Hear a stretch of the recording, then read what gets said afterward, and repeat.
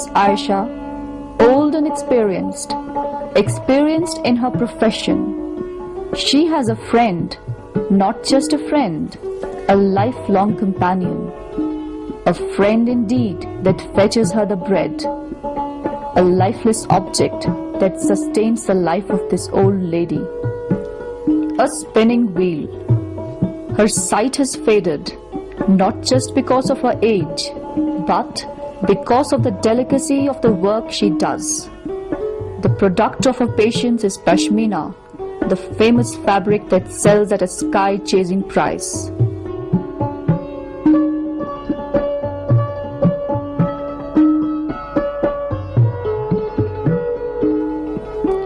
The withered fingers of Aisha have spun a lot. Her hands have changed lives of others, but she continues to be there where she had begun. Joyless, tasteless, her life is nothing more than a monotonous story of sunrise and sunset.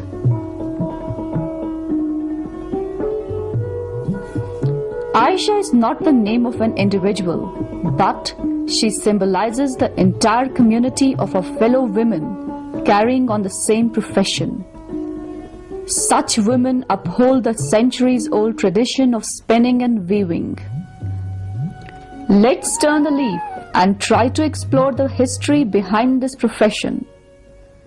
Chronicles, travelogues, and other memoirs have recorded that the best shawls ever made in Kashmir were manufactured in the 1860s. But before that, in 1796, Napoleon is said to have presented a shawl to Empress Josephine. Down the centuries, Kashmiri shawl has been the point of attraction for millions around the world. Without it, the glamour of the royal wardrobes was considered incomplete.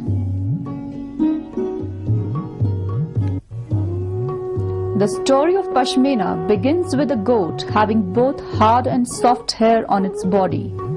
The goat belongs to Central Asian mountains and is considered to be the most beautiful of all wool-producing goats. These goats are found in the high-altitude areas of Ladakh. Higher the altitude, warmer is the wool produced by the goat. Its soft, finer hair is covered with a hard, coarser one that guards the delicacy and softness of the former. The wool thus gathered is locally called as pump.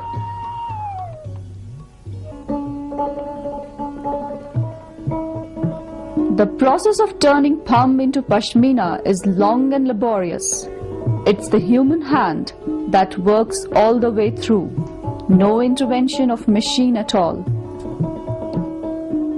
The first step in the spinning of pashmina is to separate coarse hair from the soft one called pasham. The soft hair obtained is then spread on a double comb structure locally called as kangan, where it is converted into small silver foam.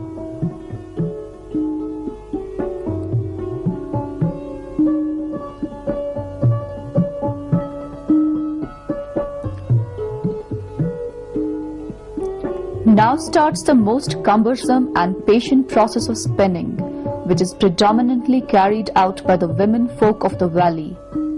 With dreams in their eyes, yarn in their hand, they spin the wheel and soothe their soul with Kashmiri folk music in the background.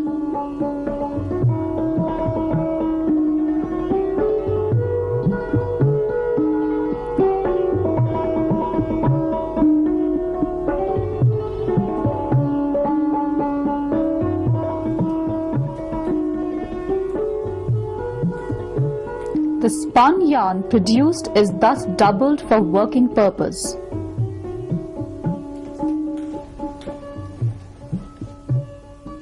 The yarn is doubled on the charkha by having it twisted in the opposite direction.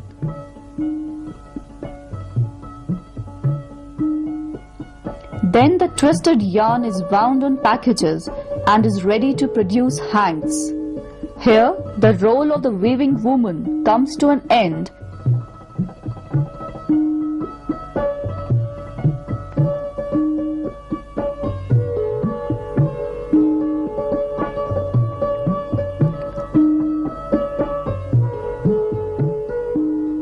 she sells a product to the broker and gets paid.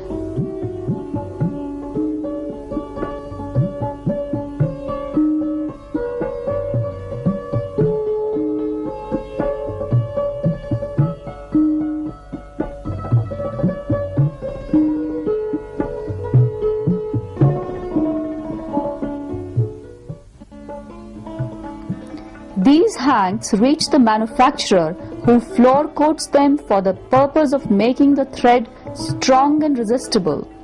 The same thread is then reeled on the typically shaped spools to prepare the warp.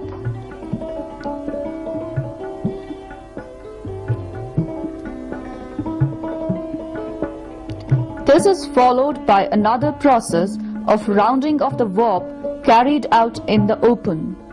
The artisans constantly revolve round the two fixed spots and the process of preparing warp gets completed. The warp is then mounted on looms and weaving of pashmina gets underway.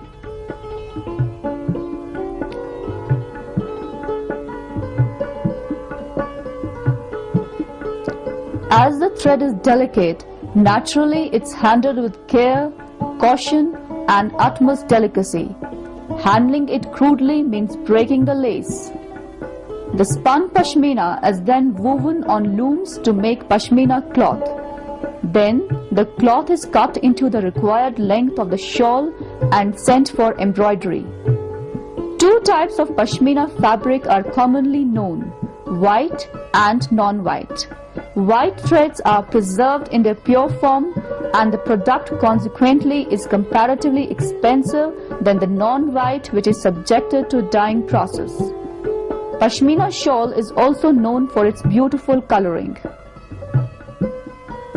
Pasham and natural dyes are two inseparable entities which, when properly prepared and combined, radiate brilliant colors. Finer the fiber of wool and yarn into which it's made, more easily it receives a bright color. Embroidery is the most vital stage in the process of manufacturing a shawl, as it's the quality and also the quantity of the embroidery done that determines the price of the shawl. For this purpose, first the designs are engraved on a wooden block and then the same print is marked on the surface of the shawl to mark the outline for the design to be embroidered. Here, the different designs speak of the different colors of nature, shapes like that of a flower, a chinar leaf, an almond, and the like. This all reflects the environs that a Kashmiri artist is surrounded with. Embroidery is the art confined to the old group of artisans. It's thought that with these people no more, the art is likely to bid a goodbye. Now, the product is ready, but you won't take it this way.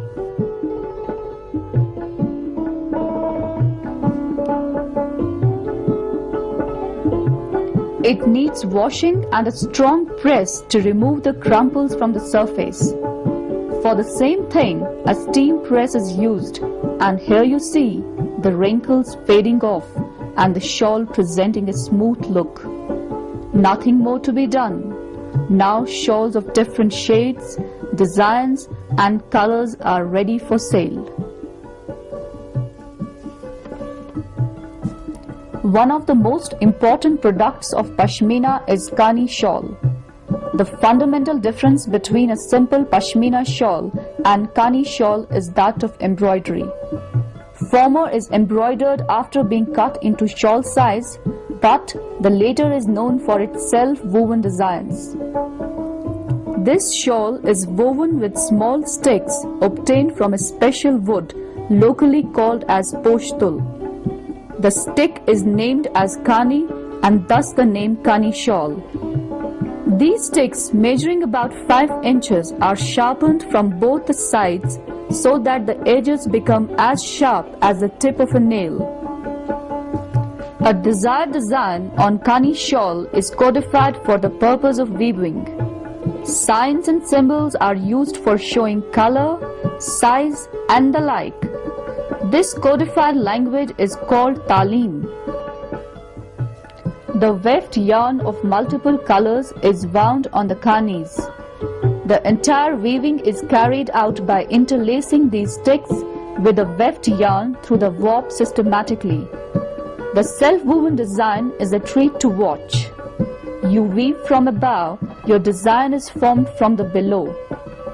A mirror is used to monitor the way this self-embroidered design shapes up. No need of explaining the extent of delicacy involved in the process of lacing up the yarns and needling the thread through the warps. Just one small error and your whole product is defective. Winding, rewinding, piercing, interlacing, a real magic that you just play with fingers. This is done on a traditional hand-driven loom. Yes, power loom could be a good suggestion to save time and effort, but the thread is too delicate to bear the electric pull. How much would the product cost? If you have enough to spend, pay 1.5 lakh and buy it.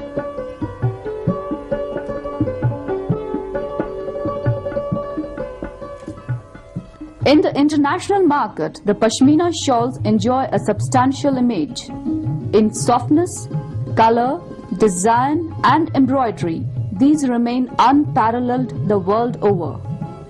The overwhelming demand in the foreign market speaks of the potential of these fabrics.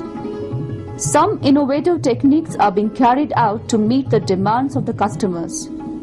In this regard, the blending of Pashmina with other fibers was undertaken to improve the weight and durability of the fabric. This would place Pashmina on global map in respect of finis and skilled weaving.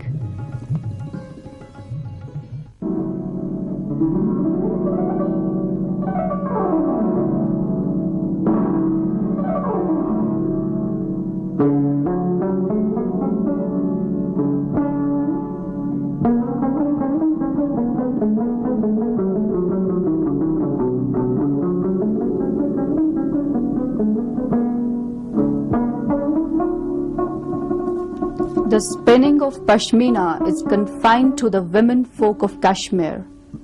The bread a woman earns from this profession is socially considered to be the most sacred form of earning, for the simple reason that it is not just her labor, it's her life that she spends in making the product as delicate, as soft, and of course as chaste as the dreams in her eyes.